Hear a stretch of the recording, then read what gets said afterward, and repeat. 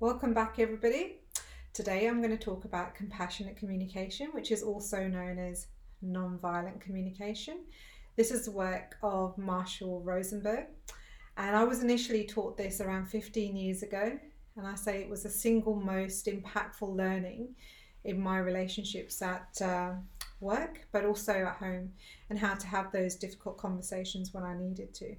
So I know that the feedback that I got some 15 years ago at work was that a lot of the managers saw talking about their emotions and needs as a weakness. But fortunately, with all the hard work of Brene Brown, who is teaching us that there is strength in being vulnerable, it's made a really big comeback, and I'd love to share that with you today.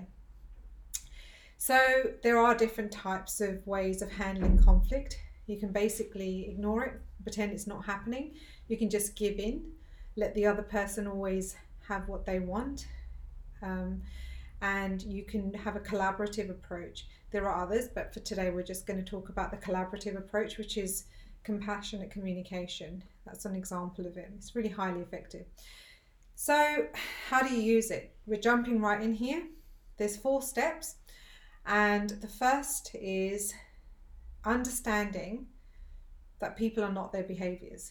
Okay, so you're not actually accusing a person of being something. So isolate the behavior or your observation from them. And how it might sound is something like, when I saw, and then the observation, or when I heard, whatever you observed. Okay, I'll give you examples of this at the end. Then you talk about your feeling. I felt. Okay, now it needs to be a feeling, not an evaluation. So I felt victimized is not a feeling. The feeling under victimization could be hurt, sadness, frightened. And the third step is because I was wanting. Okay. And here, this is where you express your hopes, your needs, and your wants. Okay. And the 4th step is, would you be willing to? And then you make a request.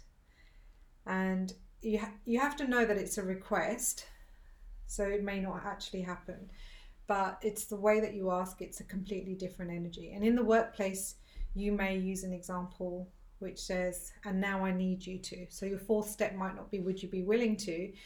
The 4th step might say, now I need you to. So how does this look all put together? So I'm going to use an example which probably every parent has to go through at some stage, is when their child starts running into the road. So you may not have presence of mind to apply this at that time when you're just trying to save their life, but it's a good thing to practice in different situations. Okay, so when I saw you heading towards the road, I felt frightened, and I need to, because I was wanting to feel relaxed that you were safe. Would you be willing to stay by my side? Okay, so that's a different feeling to, I guess, yelling at your kid, because then they can understand that you're not getting your needs met. Now let's use a few different examples. In the workplace, it could be, when I saw that you had taken over my contract negotiation, I felt angry because I was wanting to close that deal myself. Now I need you to hand back all the contract negotiation details. So that's a taking ownership back to yourself about how you were feeling and what you need. Okay, so using this in a relationship context, you might say, when I saw that the dishes still hadn't been washed, I felt sad because I was wanting to relax on the sofa. Would you be willing to help me clean the kitchen or make the request that you need? Okay, it's a completely different feeling to saying, oh my God, the dishes haven't been done again. I can't believe this. You don't care about me. So people are not their behaviors, and also their behavior is not a personal attack on you. And even if they are doing something that feels like a personal attack on you, try and isolate the behavior from them.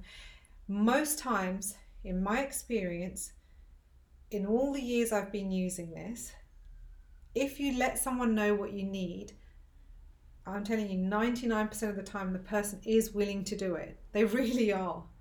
And this could be an ex-partner, it could be someone you feel is, really in conflict with you.